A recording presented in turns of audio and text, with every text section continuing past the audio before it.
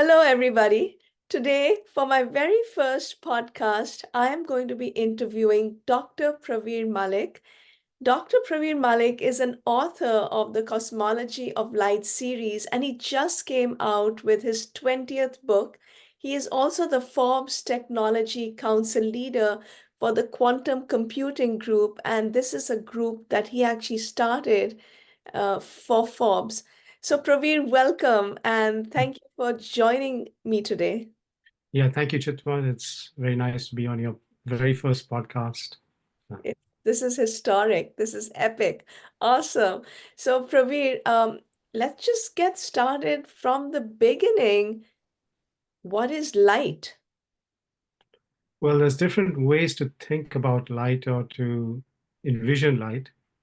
And if we look at it scientifically, then as we know in the whole PMF world, light is defined as the electromagnetic spectrum. So if you break that down, it's the interaction of the electric and magnetic fields that continually interact with each other, and they create a self-propagating mechanism, and they carry information basically for free. And what's remarkable about light is that it can carry information that remains completely pure across the entire region of the universe. So you can get light from distant parts of the universe, and it comes to you unadulterated in its form. So that's a remarkable thing. So that's just one aspect of light. We also know light because it's at the very basis of our food chain, if you will. It's instrumental in the process called photosynthesis that creates energy in plants. It allows plants to sustain themselves. And then, of course, as we know, that's taken up by animals. And so it allows, basically, if you look at all species on Earth, they're essentially light-eating species in a way of thinking about it. And these are just some of the very surface ways in which we look at light. But there's mystery in light, because even if we look at very simple experiments like the breakup of light when you pass it through a prism, something that's colorless suddenly splits into a whole range of colors. And I imagine that must have been pretty magical the first time that was done. But light is, these are aspects of light, and then there's multidimensionality to it that hopefully we can get into in this podcast. Well, so, how did your interest in light start? What, and of course, this is like a basic necessity. None of us could be here without light. Mhm. Mhm. And but what got you really interested in light? So there's a couple of things. I believe that sometimes if a path is so strong in one's life, then no matter what, there's going to be several entry points into it to ensure that that interaction can take place on that path. And for me, light has been a determining theme of my life, particularly for the last few decades. So there's been several very distinct entry points. And I think this is the way in which the universe ensures that I got on this path. But I'll mention a couple. One is that my background is in systems thinking. I've been professionally in the systems thinking space for decades. And one of the earlier questions I had about systems thinking is, what's the nature or what ensures a very resilient system? So what do I mean when I talk about a system? It could be an economic system, it could be an organizational system, it could be a system at the level of biology or chemistry. And the question that was very important to me is that what creates robustness, resilience, what ensures adaptability of systems? And the more I explored that, the deeper I got into the fundamental biology, chemistry, physics of systems, and how even at those levels, there's robust systems. And this led me into light. And so it was just naturally, organically, that question of what's the most robust system led me into the field of light. But then also there's been other spontaneous experiences that I've had. For instance, once when I was facing a very difficult problem, I just was wondering how to solve it. And just organically, it popped into my head, and this was decades ago, that I should just envision the whole problem in light and kind of, in a sense, give it to light. And so I did that. And then remarkably, I saw that the very next day, the situation was solved. And so there's that mystical aspect where experience drives you into embracing something more completely. And so these were a couple of different entry points that got my focus on light in general. So where does light originate from? Does it come from the sun? Is that where light comes from? So here, I think that's a really interesting question. And the way that I think about it is that, and I'm going to get a little philosophical here, but basically, suppose you imagined that there was something that was infinitely powerful, something that was infinitely loving, something that had infinite knowledge, something that was infinitely present. That thing would shine with light. And to me, that's the origin of light. That's where all light comes from, is if we imagine this thing or this entity with omnipresence, omnipotence, omniscience, omni-lovingness, or harmony, that thing is what light is in its source. Now, I could look at it a different way, and I can take us through a little thought experiment to get to the same place as to what the nature of light is. So basically, suppose we were in a large space, or we can take a room, or we can take something much, much larger, even the size of the universe, and you had a source of light in the center. And if we can imagine that that light would travel infinitely fast, then in this thought experiment, if light traveled infinitely fast, it would fill up the whole thing, the whole volume, no matter how large. It would be present in that volume instantaneously. So it would have this property of all presence. If anything not of the nature of light were to arise in that entire big volume, it would be overpowered. So this light would have a property of all power, basically. And since this light is instantaneously present everywhere, then anything that appeared or disappeared in that volume would automatically be recorded in the substance of light. So it would have a property of all knowledge. And then since everything is happening in the substance of light, there would be an implicit harmony in it.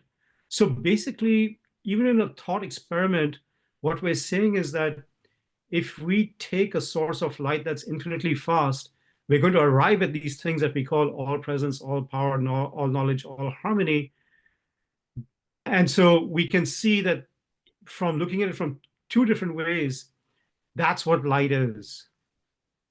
So that's kind of the esoteric sense of what light is. And then the question is, how does it relate to our scientific understanding of light? How does it show up, and so on? So, so are you saying that there's something else besides the sun, where light comes from? I thought like the sun is where all light comes from, but are you saying there's another source? Yes, that's correct. So I'm saying that basically the light from the sun is what I call an edge of light. So it's a particular manifestation of light that has a purpose in the physical universe. But if we look into light, into the essence of what light is, it's multidimensional. There's something much deeper to it. And we can see that everything that manifests physically is an outcome of what's in light.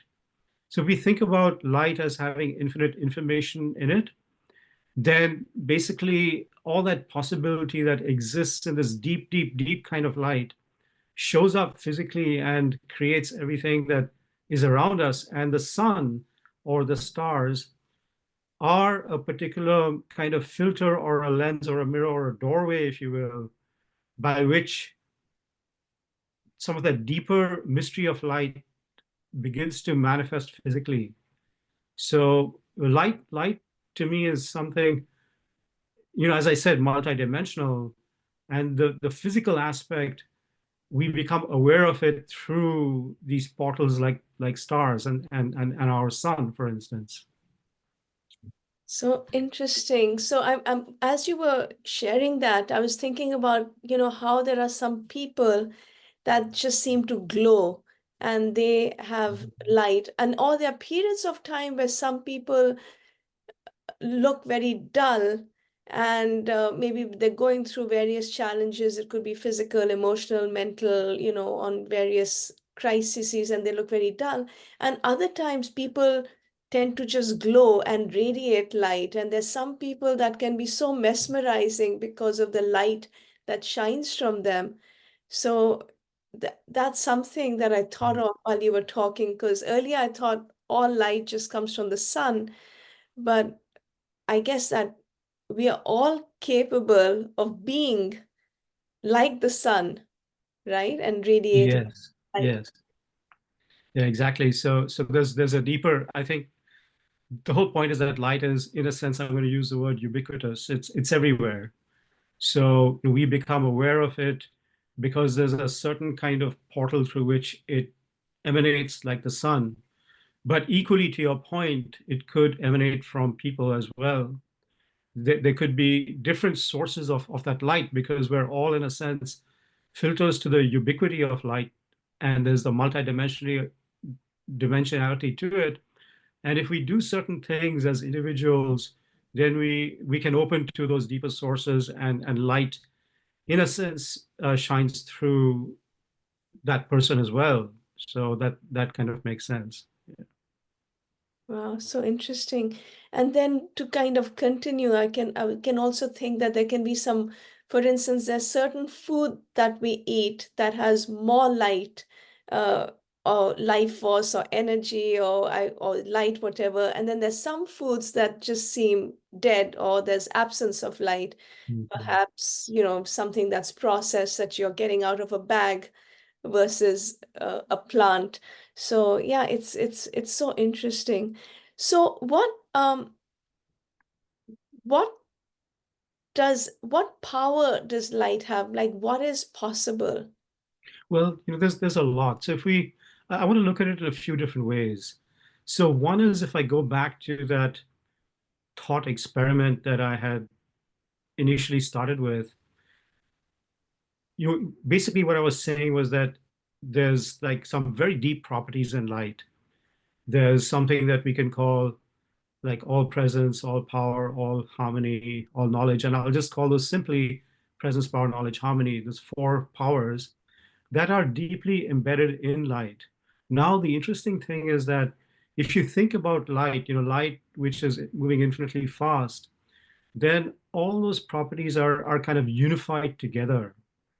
And that unification, if we think about unification, it's really a phenomena of love. So in its deepest aspect, if we look at what is the secret of light, the power that light has, it's this overwhelming sense of love that's deeply embedded in true light, in light that's very deep, that's from its source. The engine of that power is, in a sense, love. And if we think about how everything shows up physically, and here I'm just going to get a little bit scientific for a few minutes. But if we think about all the layers of matter and life that have arisen spontaneously or organically through evolution, we have the layer of quantum particles. We have quantum particles that create atoms. We have atoms that create molecules. We have molecules that create molecular plants. We have molecular plants that create cells, and so on. And cells that are the basis of all living life, whether animal, plant, human, or any other species, right? So there's all this kind of similarity or sophistication that shows up. And the point is that if you look at the structures scientifically of all these different layers that I mentioned, we can see that there's the origin of the structure of quantum particles, the structure of atoms, the structure of cells has the same thing, the same four properties that I said are deeply embedded in light. So we have this presence, power, knowledge, harmony. And I'll give you a very simple example. If you look at any cell, so any living cell, it has four molecular plans in it. We call these nucleic acids, polysaccharides, lipids, and proteins. But if you really try to understand what those stand for, nucleic acids, we have a sense, creates a DNA. And so it houses all the information that a cell has. So we already know it has something to do. It's a carrier of this thing that we're calling knowledge. If you look at polysaccharides, they're chains of sugar molecules. So they provide lots of power in the cell. So we can see right away that it's a vehicle or a carrier of this thing that exists in light that we call power. If we look at lipids, lipids create natural compartments in cells. They allow work specialization, harmony to arise in cells. So we know right away that it's a carrier of this thing that we call harmony. And if we look at proteins, interestingly, there's over 30,000 different proteins in a human cell, in a single human cell. And these proteins, they carry information, they carry chemicals, they create structure, they do all kinds of things. They're completely ubiquitous, they're completely present in a cell. They create that structure of presence in a cell. And so we can see that this fourth power or the property that I called presence is also this thing that shows up as proteins in cells. The point being that all these layers that we see are created in the cosmology of light, and that's the 20 books that I've written. They're all created through these properties in light, everything that shows up materially. And the secret of light, as I said, was love. And the point is that any structure, any material structure that shows up, if love didn't exist, that structure wouldn't be able to sustain itself, wouldn't be able to become the basis for the next layer. So quantum particles all the different kinds of quantum particles need to act together to create a single atom. You have to have many different kinds of atoms that act together to create the range of molecular plans. You have to have all the molecular plans act together in an act of love in the cell to create health in the cell. So basically, what I'm saying is that when you talk about the power, what is the power in light? If we think about these properties, these four properties plus love, so five things, that's the material property that we can understand that drives everything, and that's all comes from light. So what happens when there's an absence of light? Well, so the way that, Is there ever an absence of light, or is there still there if everything is made up of light? yeah, so it's always there, but that's a very interesting question because in the series Cosmology of Light, my initial question, the starting question was, why does light travel at 186,000 miles per second? So that's the known speed in the physical universe. It's a constant speed. In vacuum, it never changes. So my question was, why is light existing at that speed? And then I began to look at, okay, what if light exists at different speeds? So that's why I said, okay, what would reality look like if light existed infinitely fast? And that's where I derived those properties of presence, power, knowledge, harmony, and the idea of love. But then to your question, if light is projected at zero speed, so then it wouldn't be able to display any of those properties, wouldn't be able to move.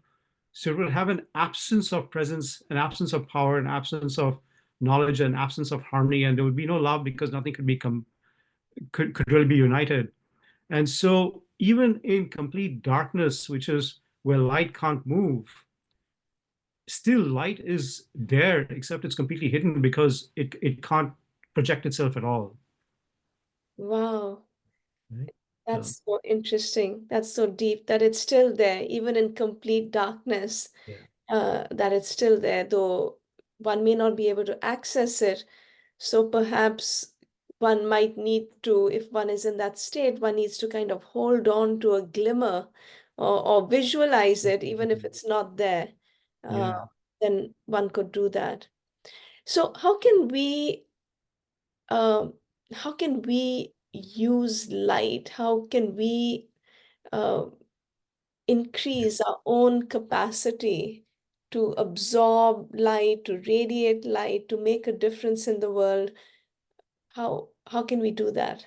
There's many different ways of doing it, but suppose we just think, if we think very simply of, like, if we look at our hand, right? And in a hand, we know it's made from tissues, and then the tissues are made from groups of cells. And as I said, the cells are all made from these four properties of light, presence, power, knowledge, harmony, united together by this mystery or magic of light, which we call love.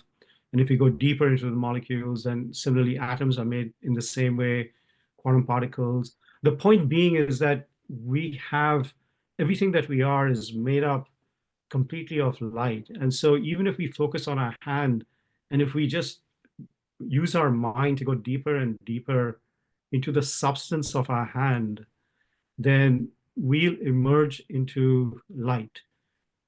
And of course, habitually we don't do things like that. When we look at something, we just see it on the surface. But the point is that if we learn to use our minds in different way and learn to see that light is everywhere, then automatically, what we see, and there's something I remember you were listening to something, what we frequently see becomes our frequency.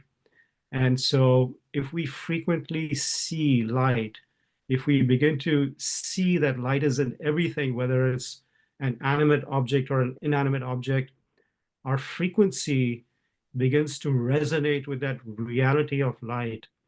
And then we have access to it in a way that we didn't have access before, because our habit, our habitual way of seeing things is stopping us from perceiving that light that's all existent. But once we begin to see it, then we can begin to play with it differently. We can use our mind, and just our being to play with what light is, and to shift it, to bring it into circumstance, to begin to shift circumstance by, in a sense, engulfing it in that ever-present light. So we can begin to change stuff in different ways if we remember that light's in everything and light's behind everything, and that we have an access to it that is simpler than we may think, because we're made from light When fundamentally. things are seem to be going topsy-turvy, and there seems to be chaos and war and destruction, then how would you access light, or what's happening over there? Or is that all a play?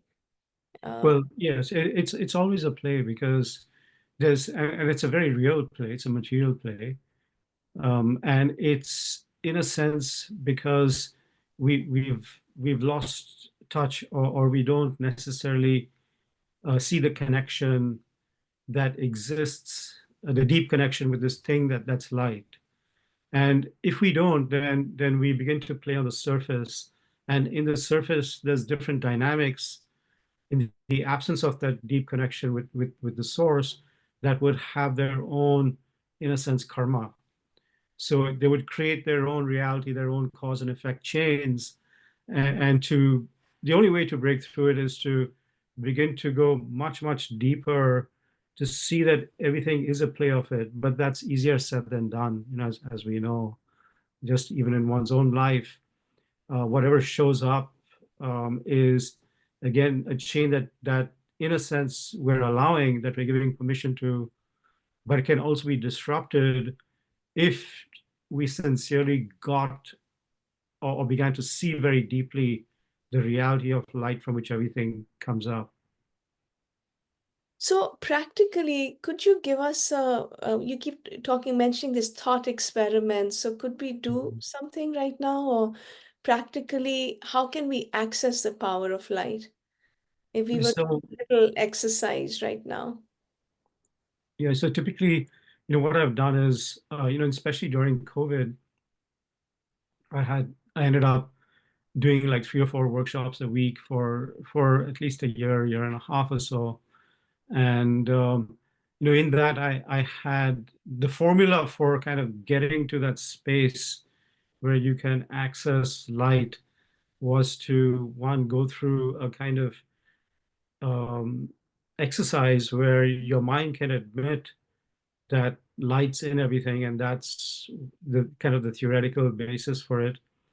But then, once your mind's accepted that light can exist in everything, then it's easier to do visualizations that allow you to play with light. But very simply, if I were to, without going through all that kind of theoretical build up to get us to a place where we can accept that light is everywhere, a simple visualization or experiment would be to begin to see things with the mind's eye. So, we see things with our physical eyes, but if we can just very deliberately begin to, when we see something, begin to see that there's light all the way in it, all the way behind it, that it's engulfed in light, and that itself, we can practice to see how long we can sustain that kind of vision. But this is something that I call dual vision. And perhaps there's many different similar exercises that exist in mystical traditions. But if we can begin to activate that kind of sight, then already we have access to changing dynamics or understanding dynamics differently. Another simple exercise is to see a light source inside our heart, deeply inside, and then let it grow and encompass us, and just kind of, in a sense, surrender to that light, and then also pull in any problems, issues into that sphere of light that we've created, and without judgment, just kind of see how it plays out over time. So once you've connected these two things together, I think a problem that you're experiencing and the light sphere that's connects us with this much deeper thing, the multidimensionality of light, then we can run experiments. We can see what happens when, over the next few weeks, where we've connected light with some tangible problem and where we haven't connected light with a tangible problem. And we can see how they both play out over a few weeks, just scientifically run an experiment for ourselves to see what outcome is better. Great. So I would love for our viewers to just to leave them with something really practical, and maybe if you could lead us through a 2 minute, just couple of steps where, say, I'm facing a situation or say a problem in my life, and if I just close my eyes and I um, hold that, and I encourage everybody to do this right now, is just to think of some area in your life where you would like more light or more expansion or more growth. Let's just hold that area. What is the next step, Pravir? How would you guide me? Now I'm Well, holding that in my mind right now. what I'd say is that go go deep into your heart and go into the substance of your heart, and you'll see there a light shining, or if you can't, then just imagine a light shining in the substance of your heart, and just be there for a little while, enjoy it, let interact with it, develop your relationship with it, and then let it grow. As you get more comfortable with it, let it grow so that light now encompasses your body. You're sitting in this sphere of light, and now you just let go to the degree that you can. Just imagine that this light is what exists, and you're just sitting in it, and let the light penetrate you, and you, in a sense, become one with it. It's your own light sphere. And this problem, once you've kind of been in this space for a little bit, the problem that you initially wanted to work on, now bring it into this light sphere and just let it sit there. if there's people involved, just see those people in the light sphere, try to see the dynamics. So you brought it all into your light sphere. You have no judgment. You're just seeing that situation, and now you're letting light just fill that situation, whatever it is, and you just keep doing that. And at some point, what's going to happen is, so long as you have no mental kind of play going, so you're silencing that. At some point, there's going to be a shift in your body. You're going to feel something shift in your body. And when you feel that comfortable shift, then you can just open your eyes and let go. And that's the exercise. But your body will tell you when it's time to, in a sense, not when you've done what you can to integrate that problem with the light sphere. And once that happens, then you can trust that the dynamics of light have somehow entered into that situation and will begin to have a subtle play in the way that it will unfold. So Beautiful. Now I'm just slowly opening my eyes and getting out of the space I was in. And that was really an amazing experience for me. Gosh, I wish I could just live in that space more often and remember to be in that space. Thank you so much, Pravir. That was pretty enjoyable. I'm excited to kind of live more in that space and bring more of uh, challenges or various areas of my life, bring those into that space um, that I just was in. So yeah, I really enjoyed that very much. So Pravir, you've got this whole series, like 20 books on the cosmology of light. So what is that? What is cosmology of light? Is it more of this, like staying in a place like this and solving the world's problems from being well, in a state like that's this? part of it. But basically, it's a framework. And the core question that got me started on writing those books, and I'll just very briefly mention the structure of those 20 books. But the core question was, as I mentioned earlier, was why does light travel at 186,000 miles per second in vacuum? What's the significance? It's intentional. So why? And then what I did was that I began to ask other hypothetical questions. What if light travels infinitely fast? What if you project light at zero speed? What kinds of realities would it create? And as I explored these, that's what created the cosmology.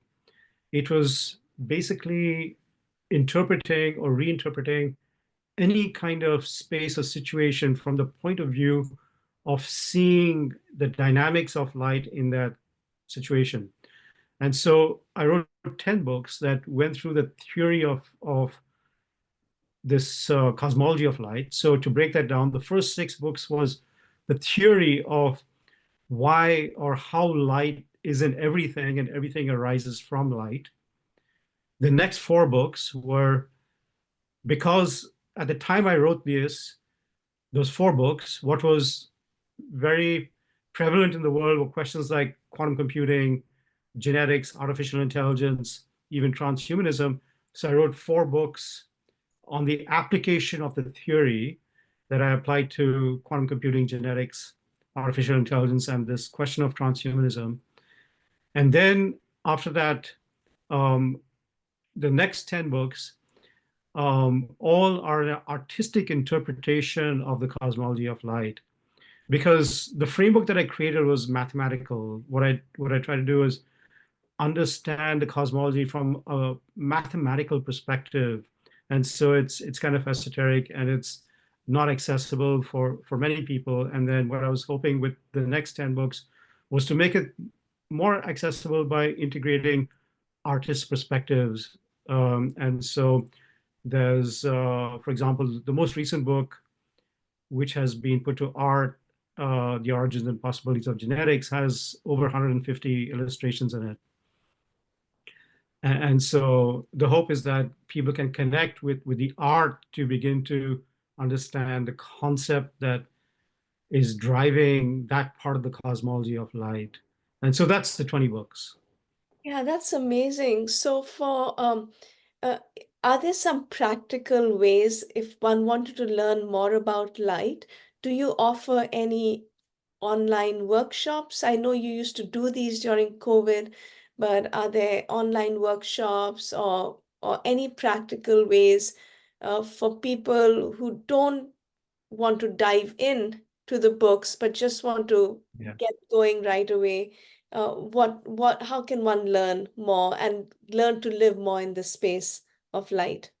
Yeah, I think so. So what I've seen from experience, because pre-COVID, I also did a lot of. I used to work for a company. Some people may be familiar with it, Zappos, which was had a lot of experiments in alternative ways of running organizations, and I did lots of light workshops there. And I saw the power of those physical workshops where people would have profound experience, and these were like structured as 2.5 hour workshops. So bare minimum getting into the theory and then practice. So workshops is definitely a way, and I would say physical workshops is perfect, but it can also be done online. And if there's an interest, then these can be structured fairly easily. So that's a practical way to get into it. There's some people who've wanted to become facilitators of this magic of light. And so I've had facilitation programs. They've been longer. They've spanned like a few months, where people go deeper into the theory, and then they actually, at the end of it, they have to run a workshop, in which I'm present to see, how they do it with kind of all the concepts of light and what kind of shifts might happen with the people in the room. So there's different ways to go about it, but I'd recommend for starters just a simple, like, a day-long workshop or so. Great. Yeah, thank you so much. And then do you have some certification programs also, right? Mhm. Yes. What is it? Like, so one could become a light practitioner, for Yes, instance? exactly. So there's several, when we break it down, there's several different kinds of workshops in the light, in this cosmology of light. There's a basic workshop, then there's an advanced, and then a very advanced workshop, and there's certifications to actually be able to run those, which would take some months to be able to run even the simplest one. But there's certifications from that point of view, where I would, as the author of the Cosmology of Light series, kind of certify that somebody has reached a level of proficiency in actually leveraging the both the theory and the practice of light to make change happen in in some spheres. Oh, great. Well, yeah, thank you so much, Pravir. And as I just think about the the call today, some of the key things that just stuck with me right now.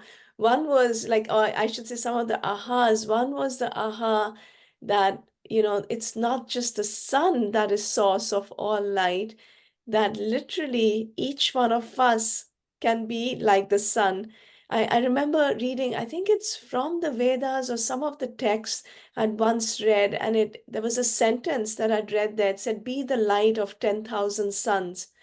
And Mhm. I was just like, wow, so that's what's possible, right? To imagine being the light of 10,000 suns. And so that was a real aha for me with this talk. And the other was actually going through the actual exercise. One can just keep talking and talking about theory, but as you know, for me, I'm just such a practical, let's get it done person.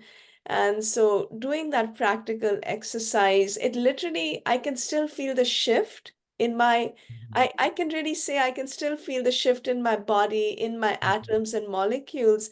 I feel I'm a different person than I was at the start of this podcast. So, yeah, I think with that, like if there's an actual transformation or change that can take place at whether it's after an online workshop or a retreat or even just listening to a podcast, then, in my books, that's a huge success. So I want to thank you so much for your time. And I really appreciate you explaining all of this and especially leading me through that practical exercise. Thank you.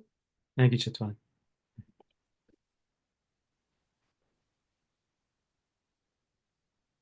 Hey.